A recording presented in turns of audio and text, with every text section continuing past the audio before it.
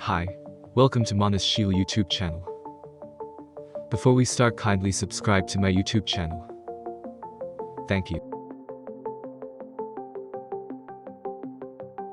Let's start the video.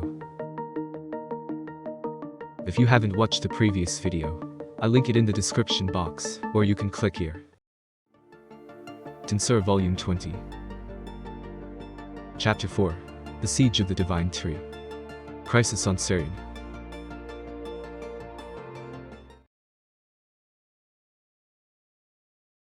Time has rewound since Fildor's arrival. I took a spatial transportation to the old Urzani region to stop Milim's rampage. The area where Velzard is covered with ice and snow is too difficult to reach directly due to poor visibility. In anticipation of this, we had come to a point a short distance away from the site. From there, we followed a straight line to look for signs. I approached them with caution because Milim and Velzard were supposed to collide with each other. But my imagination was wrong. And in a bad way, too. Damn, you're faster than I thought. But it's too late now. Milim, use your power to destroy the tree. There were not only Milim and Velzard but also Feldway. In fact, the presence of Feldway is so different from that of Milim and Velzard that one wonders if it is really Feldway. He has an overwhelming presence.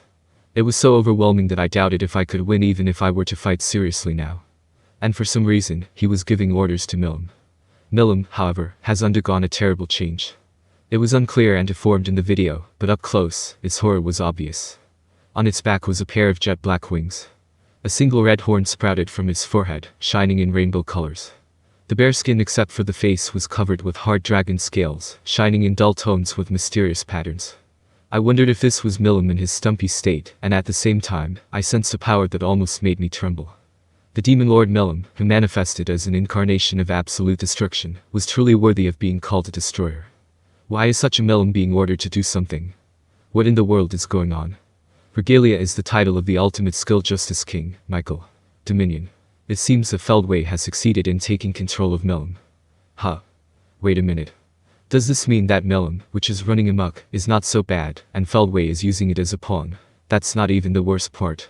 Fortunately, we don't know if she's completely controlled.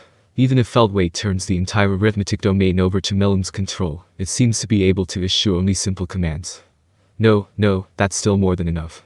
Lucky for me, they didn't order to kill me. Feldway was not happy about our presence, but he had no intention of fighting us here.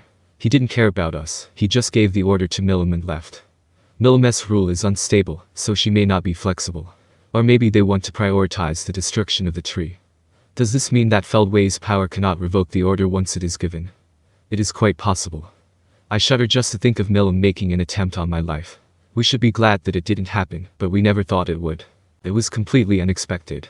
I guess the runaway state of the machine has made it lose its power of resistance. I knew that Feldway had the power to control the system, but I had not considered the possibility that Milim might be manipulated. I can't blame Seal-san alone. In the first place, Milim must have been very strong against the dominant power. She always said that such a power would not work. It was thought that they would never have succeeded in dominating if they had not run amok. No, that's what they wanted. If we let Milim run amok, the world is in danger of collapsing. But to remove that worry with Regalia Dominion, it's too bad a gamble. Since Seal-san is so vague about it, it might have been a plan that would hardly succeed. Frankly, it would be crazy to do it.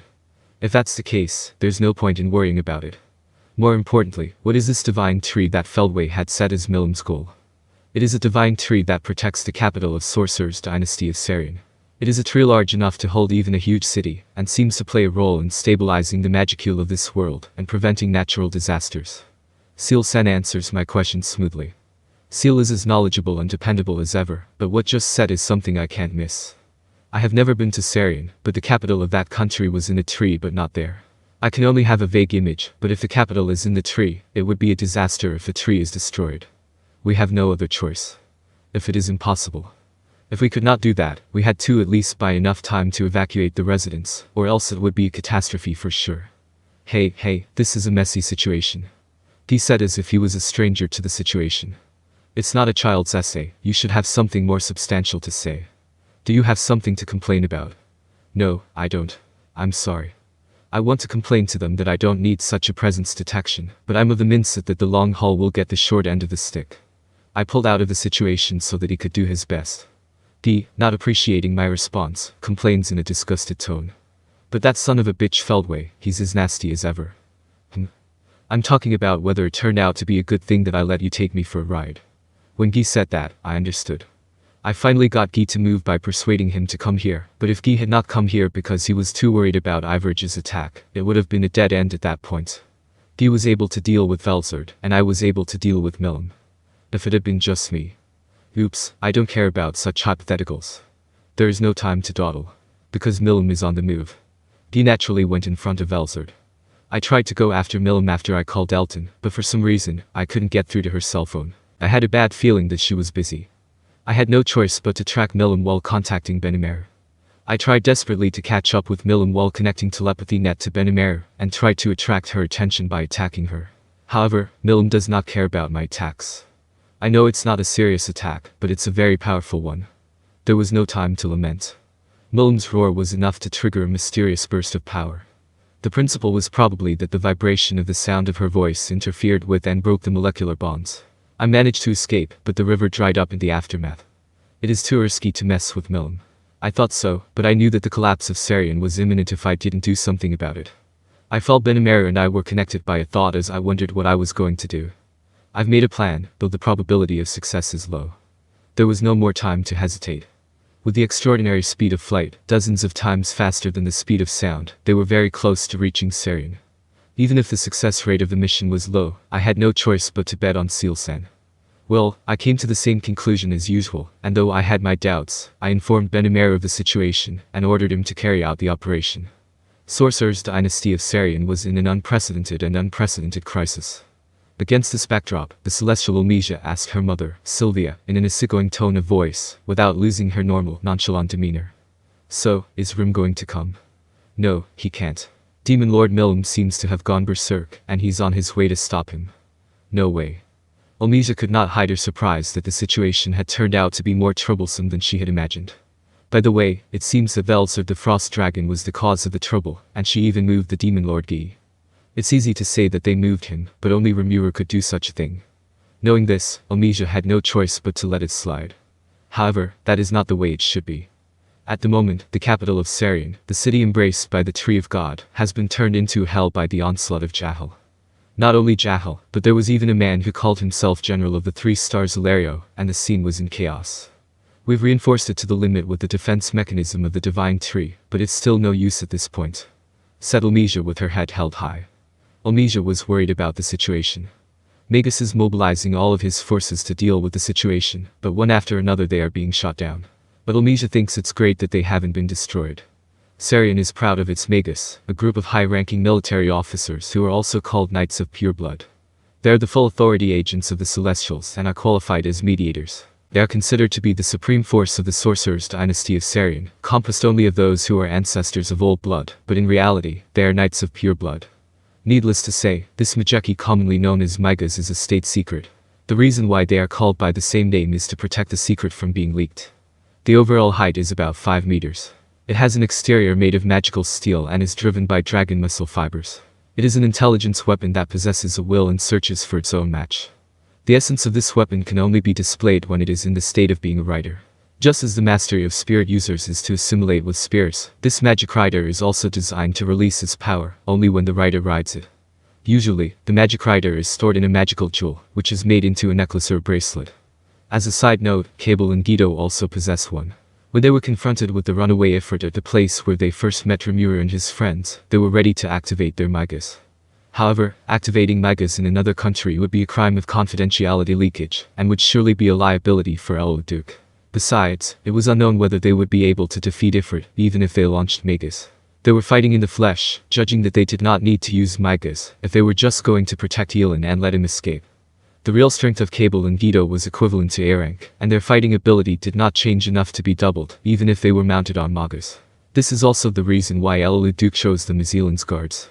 As you can see, the fighting abilities of each individual vary widely, and there are those who are weak in the flesh, but are unbeatable when they are in the state of being a rider.